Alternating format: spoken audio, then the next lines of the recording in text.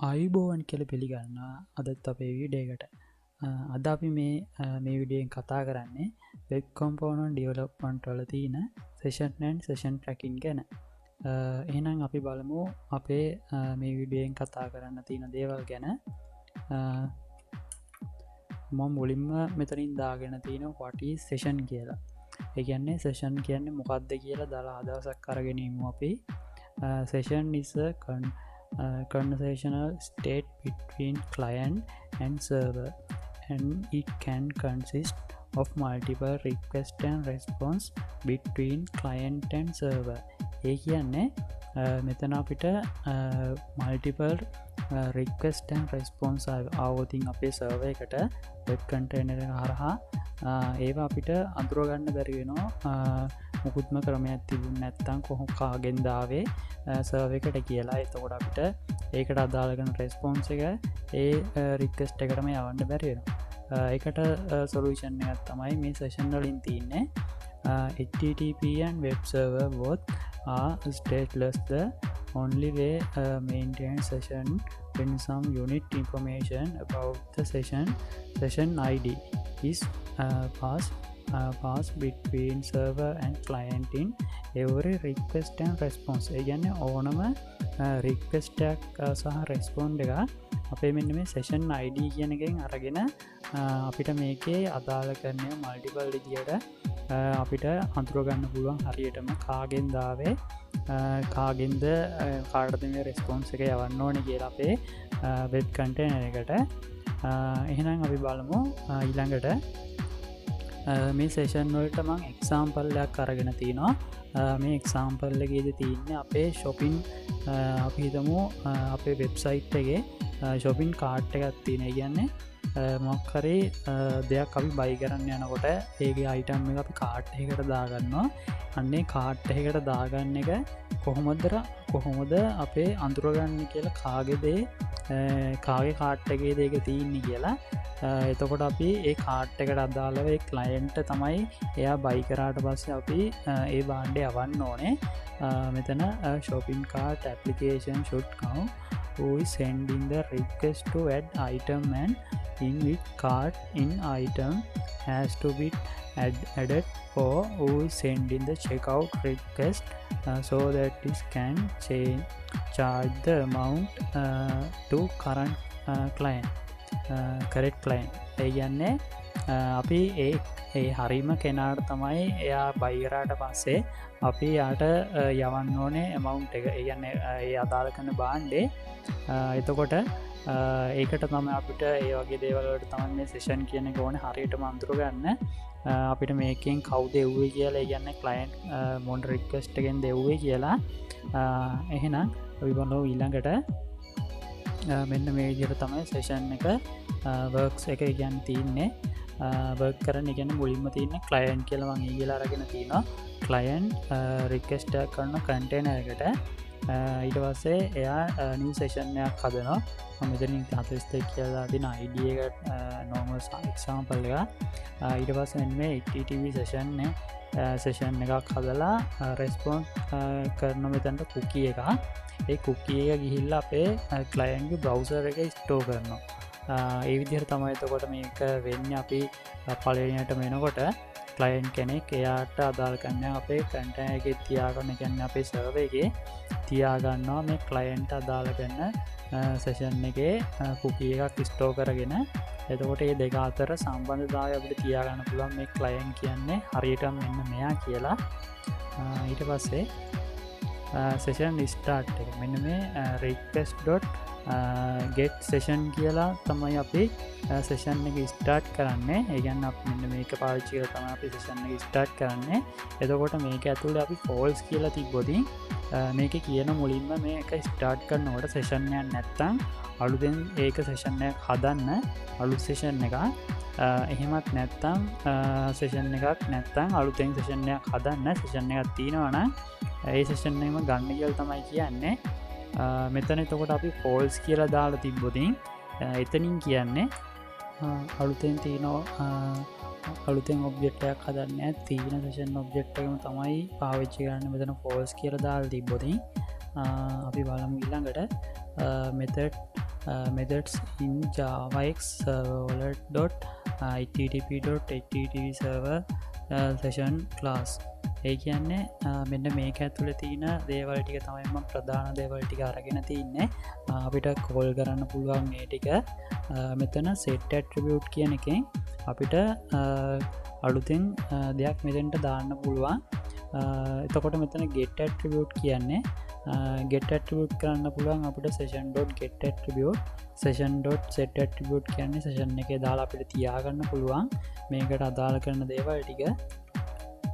එතකොට උදාහරණයක් විදිහට ගත්තොතින් අපිට username password කියලා client ගේ set attribute කරෝතින් ඒකට name එකයි value එකයි දීලා ඊට පස්සේ අපිට ඒක ආපහු get attribute කියලා ගන්න පුළුවන්.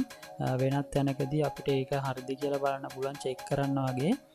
ඊට පස්සේ අපිට මෙතන get id කියන්නේ ඒක කොයි වෙලෙදීක්වත් ඒක null වෙන්නේ නැහැ. මොකද ඒකට අනිවාර්යයෙන්ම id එකක් හැදෙන session id එක. එතකොට ඒක සර්වර් එකේ අපේ client ගේ පැත්තේ දෙකේම store වෙලා ඒ දෙක අතර තියෙන සම්බන්ධතාවයකින් තමයි මේක හරියට මේ client කියලා අඳුරගන්නේ. එතකොට මෙන්න මේ invalidate කියන එක අපි call කරොතින් එතකොට මේ කියන්නේ මෙන්න මේක destroy වෙනවා. ඒ කියන්නේ අපේ session එක destroy වෙලා යනවා තියෙන සේරම ටික. ඊට පස්සේ බලමු ඊළඟට මෙතන තියෙන session tracking techniques කියලා. ඒ කියන්නේ techniques කියන්නේ මෙතන තියෙන session tracking වලට අදාළ කරන දේවල් ටික cookies විදිහට පුළුවන්. ඒ වගේම අපිට cookies විදිහට store කරලා මේ session එක track කරන්න පුළුවන්. ඊට පස්සේ අපිට hidden form field ඒ කියන්නේ අපිට text field එකකට අපි මේක අපි hide කරලා ඒකට දාලා තියන්න පුළුවන් අපේ තියෙන session එකේ තියෙන දේවල් ටික. ඊට පස්සේ URL rewriting ඊට පස්සේ ආපහු අපිට http session කියන එකට දාලා තියාගන්න පුළුවන්. ඒ විදිහට තමයි එතකොට session tracking තියෙන්නේ. මම මෙතනින් පොඩි ප්‍රැක්ටිකල් එකක් තමයි කරන්න යන්නේ session වලට සම්බන්ධව.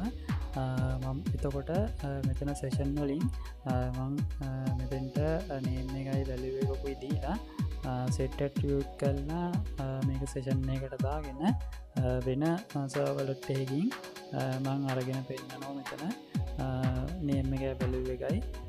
එහෙනම් අපි බලමු මෙතන practical එකට ගිහිල්ලා මම මුලින්ම ගිහිල්ලා අලුතෙන් web project එකක් හදා ගන්නවා. මම ඒකට නම දෙන්නම් session 2 කියලා. මේ විදියට අලුතෙන් project එක හදාගෙන අපි ඒකට ගියමු.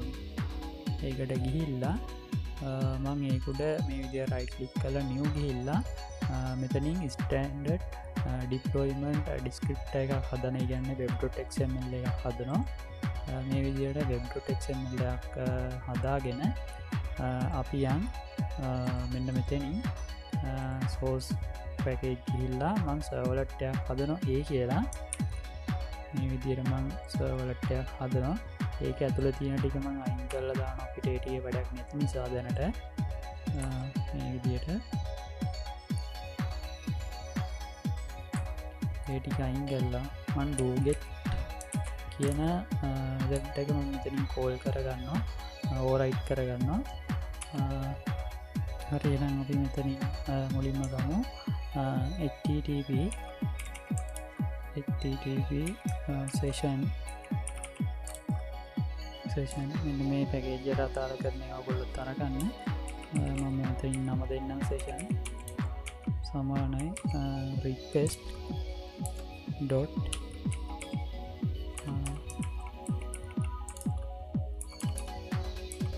get session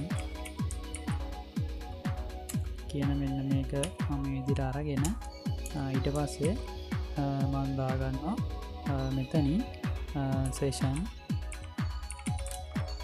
dot set attribute කියන එක ඇතුළේ මම මෙතන name එක දාගන්නවා. name කියලාම ඊට පස්සේ මෙතනින් value එක දාගන්නවා. මගේ නම දාගන්නවා. ඊට පස්සේ අපි A එක හදාගෙන ඉවරයි දැනට. අපි යන් එහෙනම් B එක හදාගන්න.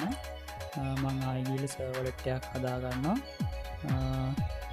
මම ඒක B කියලා දෙන්නම්. මේ විදිහට B කියලා දීලා අර විදිහටම මේක අපිට වැඩක් විදිහට මම අයින් කරගන්නම්.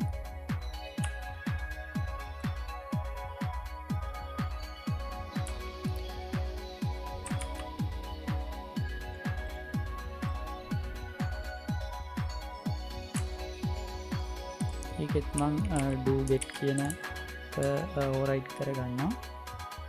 මම එතෙන්ටත් මේ විදිහටම http session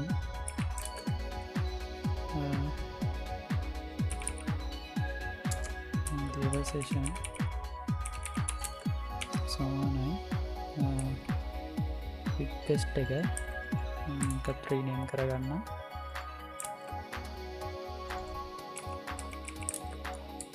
request dot get session කියලා මාරගන්න. ඊට පස්සේ මම දාගන්නවා session dot අපි කලින් අදන දුන්නේ set කියලා. මෙතන අපි දුන්නේ set කියලා. එතකොට අපි මෙතන B එකේදී ගමු get කියලා. get attribute කියලා අරගෙන මං ඒකෙන් අපි ගත්ත එකේ name එක දෙන්න. මේ විදිහට name එක දීලා මම ඒක toy string විදිහට ගන්නවා. toy string කරන මේක. ඊට පස්සේ අපි මේක value එක අල්ලගමු. ඊට පස්සේ මම මෙතන string කියලා data type එක දෙන්න. මම ඒක name කියලාම දෙනවා. ඊට පස්සේ අපි මෙතනින් දාගමු අපිට මේක view කරලා බලා ගන්න ඕන නිසා response dot get writer කියලා. get writer